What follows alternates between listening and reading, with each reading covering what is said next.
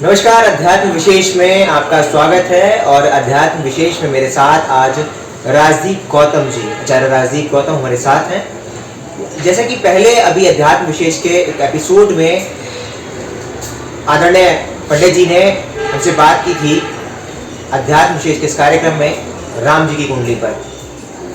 तो शास्त्री जी, किस तरीके का आपको लगता है कि आप भगवान की कुंडली पर विश्लेषण कर रहे हैं? क्या मतलब कि क्या वजह है ये? देखिए, जब हम ज्योतिष की बात करते हैं तो ज्योतिष हमारा जो है वो पूरा साइंटिफिक है जी। और जब हम ग्रहों की स्थिति देखते हैं तो ग्रहों से हमें पता लगता है कि जातक जिसकी वो कुंडली है कि उसका स्वभाव क्या होगा, उसके कार्य क्या होंगे और वो किस प्रकार से किस क्षेत्र में कार्य करेगा, उसके गुण, उसका परिवार, उसकी शिक्षा दीक्षा, सारी चीज़ें हम आकलन कर लेते हैं जी।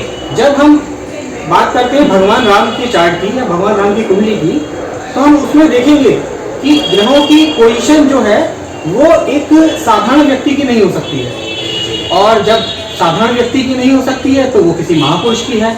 और महापुरुष मैं इसलिए कह रहा हूँ कि लोग सभी जाति और धर्मों के लोग के अपने अपने मत हो सकते हैं, लेकिन जब भगवान की कुंडली का हम विश्लेषण कर रहे हैं तो हम बिल्कुल तथ्यों पे बात करें और देखें कि हाँ, क्या कहाँ तक ये बात लगती है कि ये भगवान ही है और भगवान की कुंडली है जी।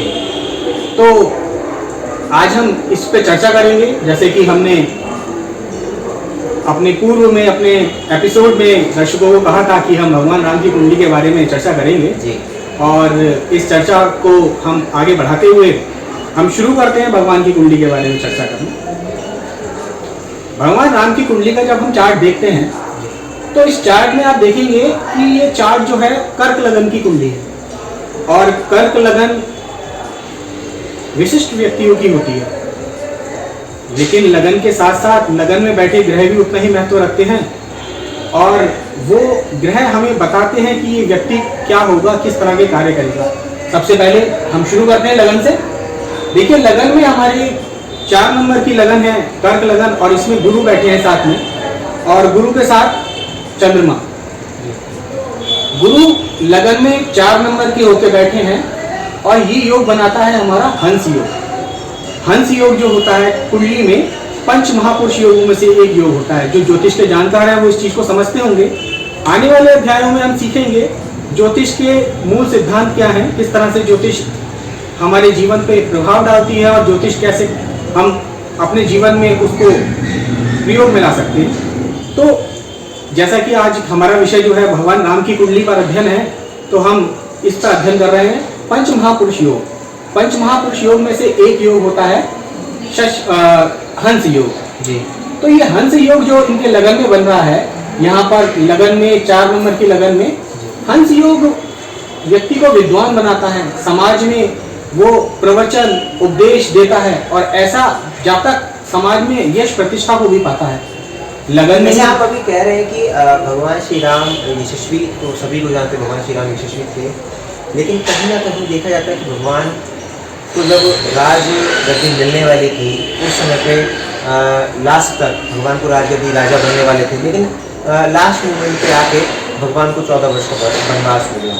ये क्या वजह रही? क्या ये लग्न उनकी जो कुंडली में दोष थे उनसे उनका माना जाता है या कोई किसी जो कुंडली के अंदर दोष पाए जाते हैं, क्या वजह रही थी कि जो उनको एकदम से राजयोग मिलते मिलते रह गया था? देखिए, जब हम भगवान राम की कुंडली देखते हैं और एक साधारण व्यक्ति के तौर पर ही हम कुंडली को देखें, हम अभी ये नहीं जानते कि ये भगवान का चार्ट है या भगवान की कुंडली है, तो एक जब हम एक कुंडली के तौर पर उसे देखते हैं तो देखते हैं कि उनकी कुंडली में जहाँ लगन में गजकेसरी योग उनको चक्रवर्ती राजा बनाता है, गुरु की चंद्रमा के साथ युति कर्क लगन में, और ये सुंदर योग उन्हें राजा बनाती है, लेकिन एक दुर्योग भी इस कुंडली में बन रहा है। वो दुर्योग क्या है कि इनका 4th हाउस में शनि उच्च के बैठे हैं और वो अपनी दशम दृष्टि से लगन को देख रहे हैं और वहीं मंगल इनके सप्तमेश होके बैठे हैं उच्च के होके 10 नंबर के मकर के, और वो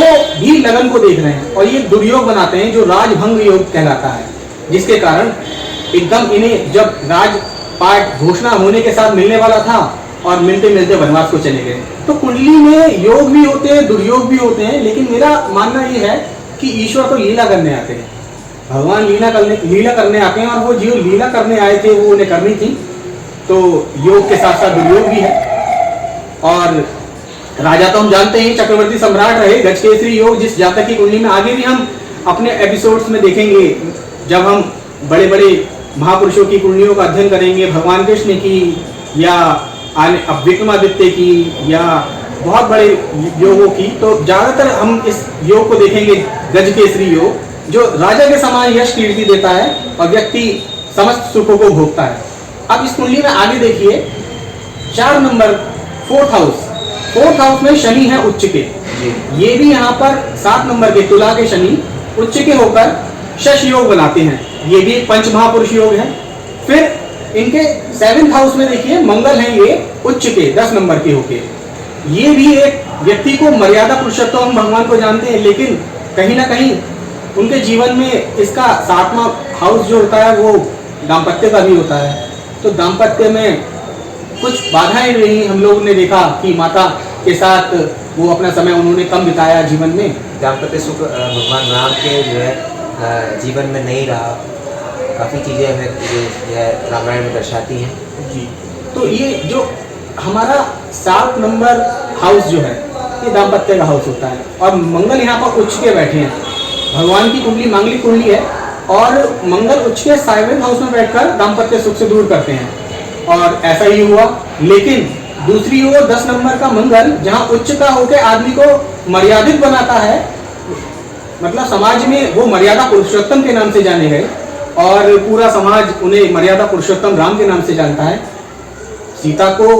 माता सीता को जो वैवाहिक सुख नहीं मिल पाया हो, लेकिन उन्होंने दूसरा विवाह भी नहीं किया, अपनी मर्यादाओं को नहीं तोड़ा, और एक उत्तम उदाहरण समाज के सामने रखा।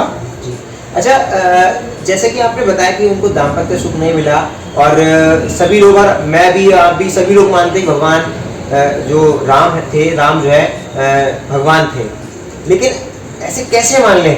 क्योंकि आम लोगों की भी कुंडलियाँ और भगवान की भी कुंडलियाँ, ये सारी चीज़ें मैच करती हुई मिलती हैं। तो मतलब क्या मेरे में भी जिज्ञासा, दर्शकों में जिज्ञासा है कि भगवान की कुंडली ऐसे कैसे हो सकती है? कि वो तो भगवान थे और वो हर तरीके का सुख अपने जीवन में उतार सकते थे, ला सकते थे, लेकिन उनको दाम्पत्य सुख नहीं मिला, या राजयोग होने के बाद में वो राजा थे और जाते जाते एक दिन पहले ही उनको वनवास भेज दिया जाता है राजा बनने से पहले। तो मतलब ऐसा क्यों हुआ, जबकि वो सारी चीज़ें खुद कर सकते थे? क्योंकि भगवान तो देखिए लीला करने आते हैं जी। और जहाँ तक कि ये प्रश्न है कि उनके साथ ऐसा क्यों हुआ, तो उनकी लीला तो वही जाने। लेकिन हम ग्रहों के ऊपर कह सकते हैं, क्योंकि ज्योतिष प्रमाण है, और ग्रहों के आधार पर आप संसार के किसी भी ज्योतिषी से पूछ लीजिए कि कितने लोगों की कुंडली उसने देखी है जिनकी कुंडली में इतने सारे पंच महापुरुष योग, इतने सारे ग्रह उच्च के, शायद ही कोई होगा, और अगर होगा तो वो स्वयं भगवान हो। तो इतने ग्रह उच्च के हों, अपने अपने स्थान में बैठे हों, चक्रवर्ती राजा जैसा यश, ग्रहों का इतना बलाबल, ये आम व्यक्ति के जीवन में संभव नहीं है, और इसीलिए हम कहते हैं ये भगवान है, और भगवान की कुंडली में ही ऐसा हो सकता है, साधारण व्यक्ति के नहीं। जी, जैसा कि पंडित राजदीप जी ने बताया कि भगवान की कुंडली में जो 5 योग थे, इनसे प्रमाणित होता है कि भगवान, जैसे कि हम श्री राम को भगवान कहते हैं, वास्तविक रूप से वो भगवान ही थे। आम जन की कुंडलियों में ये योग वह मुश्किल ही होता है, और जिसकी कुंडली में होता है वो साक्षात भगवान ही होते हैं। ठीक कहा ना पंडित राजदीप जी? हम आगे चर्चा करेंगे कि किस तरीके से भगवान को वापस राजपाट मिला, ये सारी चीज़ों पे। तो ये तो वो अपनी लीला करने आए थे। ग्रहों की जहाँ बलाबल की बात करते हैं, उन्होंने कितने लंबे समय तक राज किया, उनके पुत्रों ने यशस्वी हो गए, राज किया।